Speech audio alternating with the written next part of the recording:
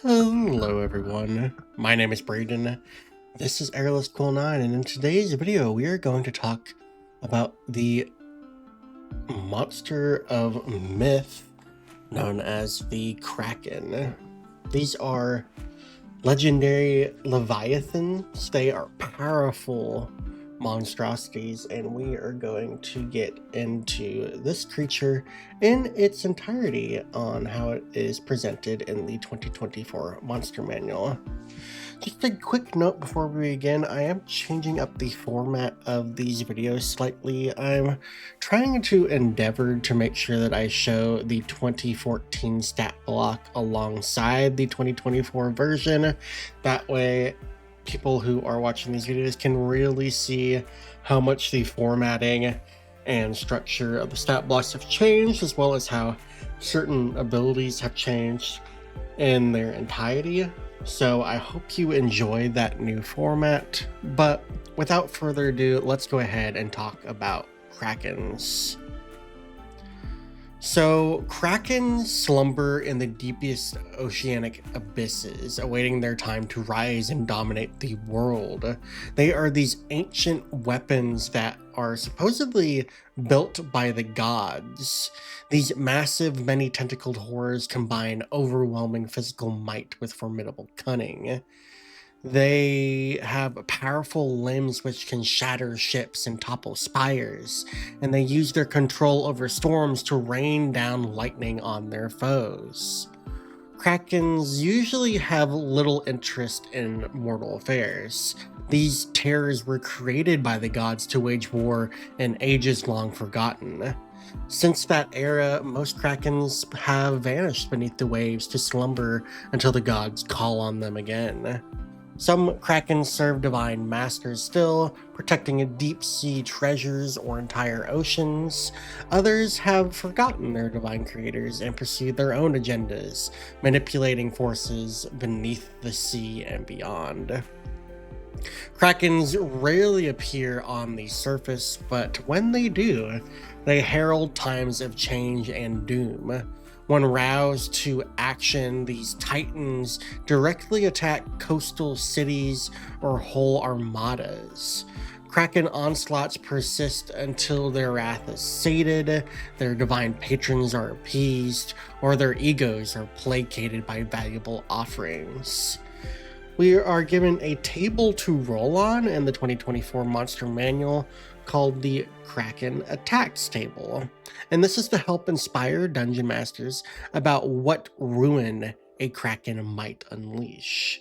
This is a 1d8 table, so this states that the enraged Kraken might abduct the vessel of a leader or another important community member. They might attack a community from below using flooded ruins, hidden aquifers, or sewers. They might break a lighthouse or seaside tower, carrying it and the occupants to a secret island. Or they might even call down lightning on any ship that enters their aquatic territory. A Kraken might carry ships to an inescapable sargassum, or they might dam a river or cut off a city's sea access. The Kraken might devour all sea life near a fishing community, threatening it with ruin. Or they might even mastermind an evasion from the sea by merfolk, Swagan, or storm giants, all viable options to aid a Kraken in their wiles. So, with all that in mind, let's go ahead and talk briefly about Kraken layers, because Krakens are very formidable opponents. Kraken lairs tend to be sunken temples, eldritch ritual sites, or primeval places of divine power. They might lie deep beneath bodies of fresh or salt water, and they often connect to labyrinths of flooded subterranean tunnels or networks of magical portals. The region containing a Kraken's lair is twisted by its presence, creating the following effects. Ocean Tyrant. The Kraken exerts its dominance over animals in its domain. All beasts within 1 mile of the lair have the charmed condition while in that area. sea, and storms. While in its lair, the Kraken can control weather, requiring no spell components and using intelligence as the spellcasting ability. If the Kraken dies or moves its lair elsewhere, these effects end immediately. So, now that we have all of that out of the way, let's finally get to the 2024 Kraken stat block. Alright, so this is a massive stat block here that we have today. So let's go ahead and get straight to it. So the Kraken is a gargantuan monstrosity. They are a Titan specifically, which is a pretty important sub-tag for them. They are chaotic evil in alignment. They have an armor class of 18, an initiative of plus 14, and an initiative score of 24. They have 481 hit points. They have a speed of 30 feet and a swim speed of 120 feet, which is pretty impressive. And honestly, if you're facing a Kraken, it is very unlikely that you are not going to be facing it in the water. So, makes perfect sense. The Kraken has the following ability scores in its stat block. It has a strength of 30, a dexterity of 11. They have a constitution of 26. They have an intelligence of 22, a wisdom of 18, and a charisma of 20.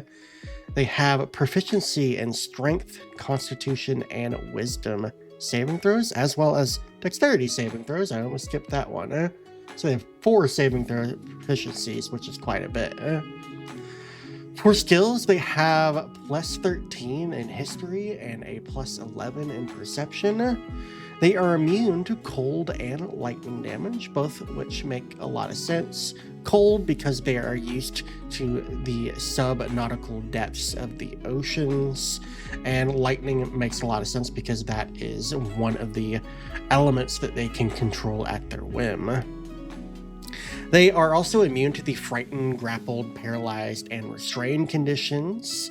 They have true sight of 120 feet, and they have a passive perception of 21. For languages, they understand Abyssal, Celestial, Infernal, and Primordial, but they can't speak those languages. However, they do have telepathy of 120 feet, so they can communicate their thoughts in those languages telepathically, which is quite imposing and scary.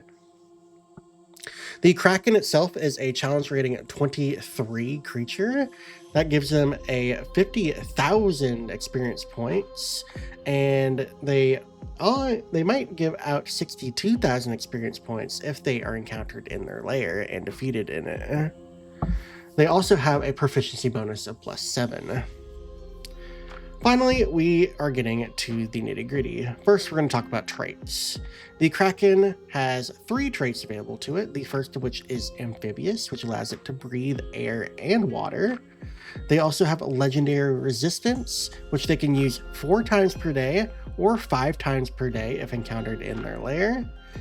And this just states that if the Kraken fails a saving throw, it can choose to succeed instead, which is very good, particularly at these higher levels. Siege Monster is another trait which allows the Kraken to deal double damage to objects and structures. So if a Kraken is in a fight with some people, probably your players, that are on the bow of a ship, that ship is going to take massive damage from the attacks that hit it because it is dealing double damage to structures like that.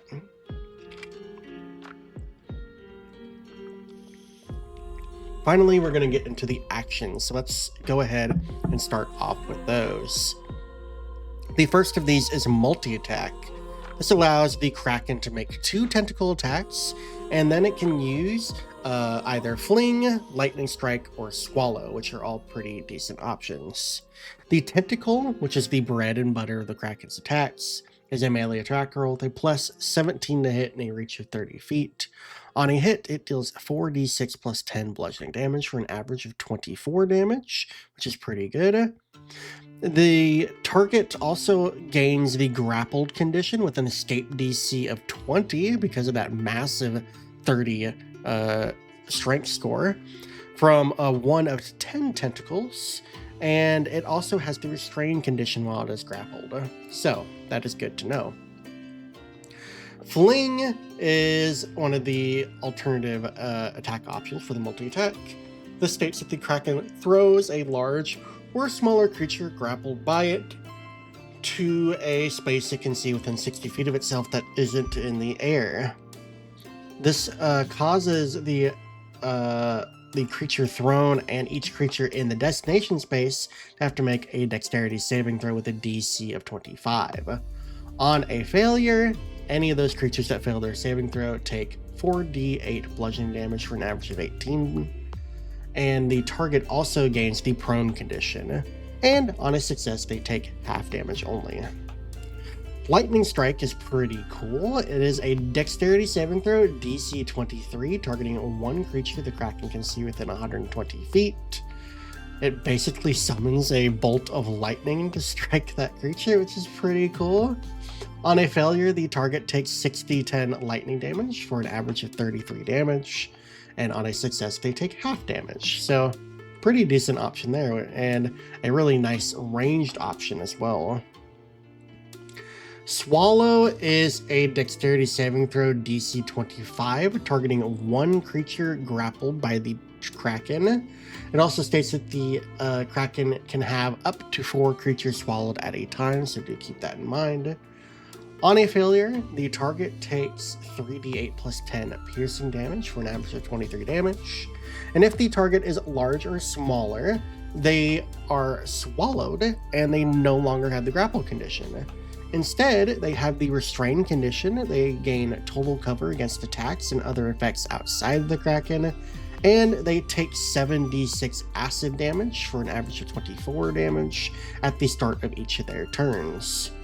If the Kraken takes 50 damage or more on a single turn from a creature inside of it, the Kraken must succeed on a DC 25 Constitution saving throw at the end of that turn, or it regurgitates all swallowed creatures, each of which falls in a space within 10 feet of the Kraken with the prone condition.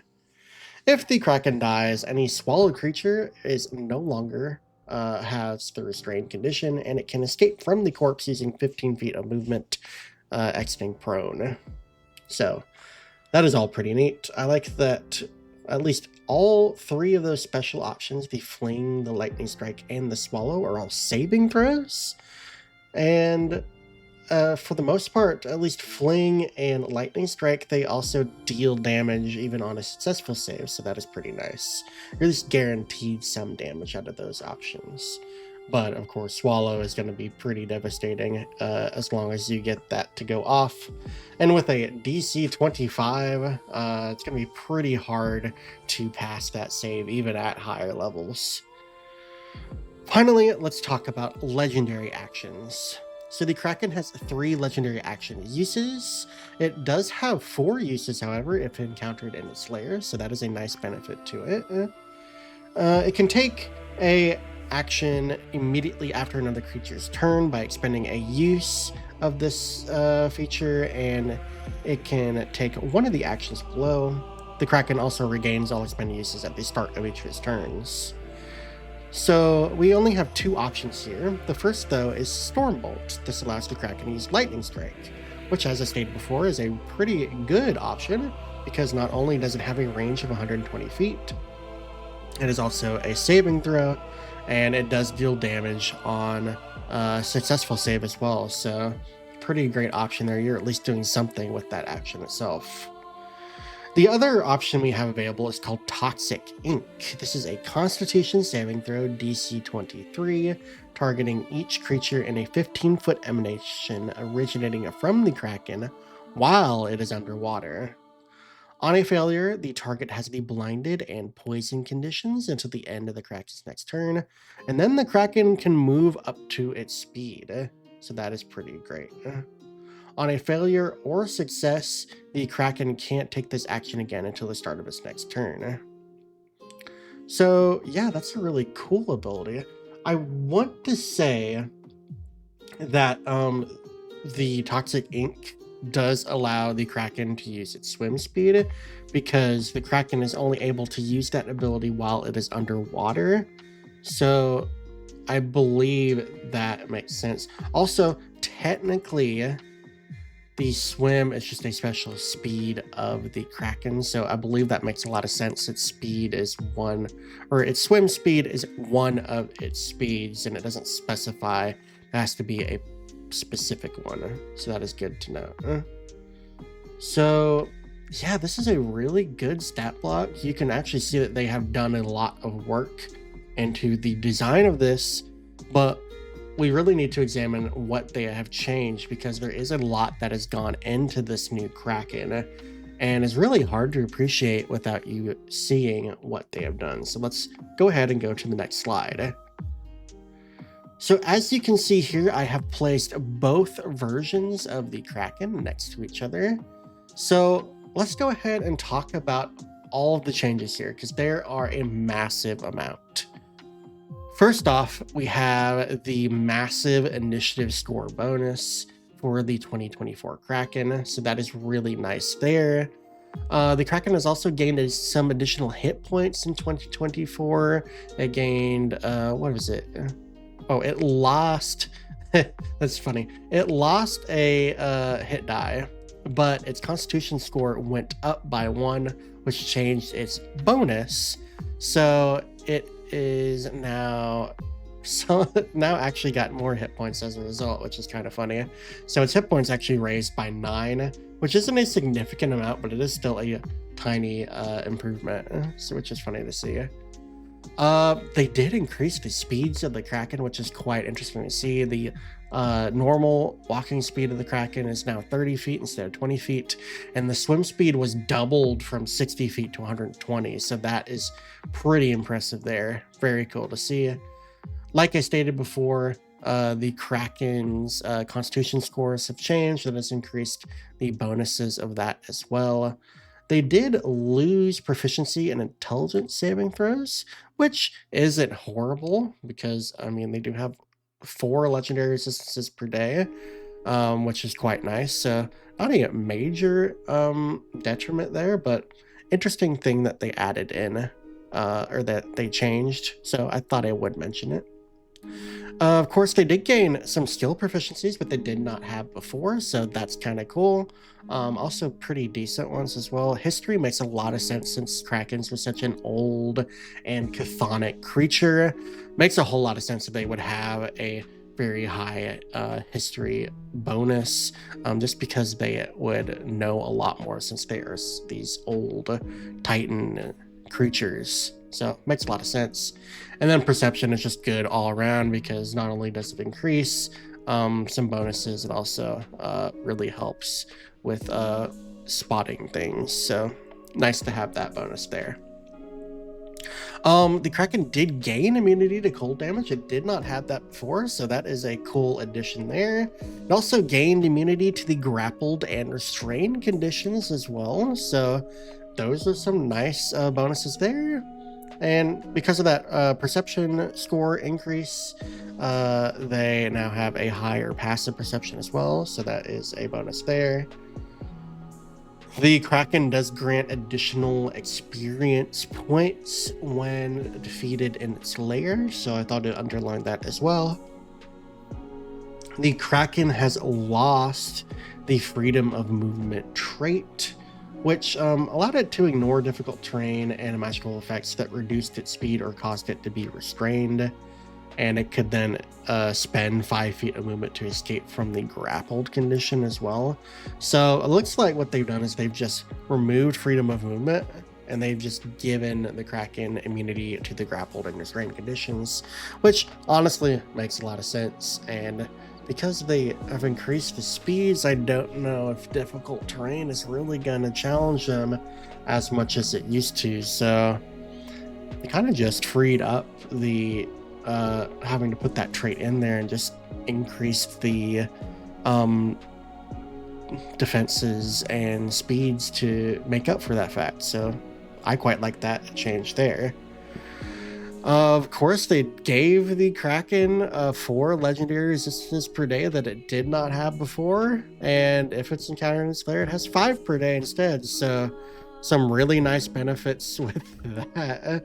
They're going to be passing saving throws a lot more than they used to, and honestly, it's kind of why I'm not really upset that they lost the intelligence saving throw proficiency, because they don't really have to have it, since they could just choose to succeed if they failed. So nice bonuses there.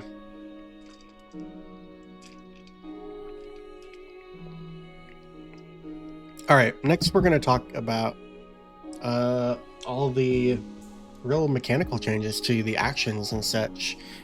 So the multi-attack has changed up a little bit. In 2014, the Kraken can make 3 tentacle attacks, and it could replace one of those attacks with Fling. That is no longer the case. Now they make 2 tentacle attacks, and then they can use one of 3 special actions, either Fling, Lightning Strike, or Swallow, which I quite like because it's versatile and allows the Kraken to do different things on its turn rather than the same monotonous thing. Some other changes: they have removed the bite attack from the Kraken, and they've similarly changed that into the swallow action, which makes a lot of sense, except now it's not an attack roll, it's a saving throw, and a pretty decent saving throw. And they have added in the stipulation of how many creatures the Kraken can swallow at a time, which was kind of needed in the stat block to begin with, so nice they added that in. And 4 is a pretty decent amount, considering they could be large or smaller. And they've also reduced the damage, or the acid damage, on the inside of the Kraken, so do with that as you will. It's not a crazy change, because honestly it's still a decent amount of damage, but it is a reduction from the 12d6 that it was. Now it's only 7d6, so take with that as you will. The tentacle attack has changed a little bit. The damage on it has slightly increased. They've added an additional d6 to it, so that is a small damage increase. The escape DC has increased. I don't know why it was 18 to begin with. They changed it to 20, which is what it should have been, because escape DCs are 10 plus the strength score, so it only makes sense that it should have been 20 to begin with.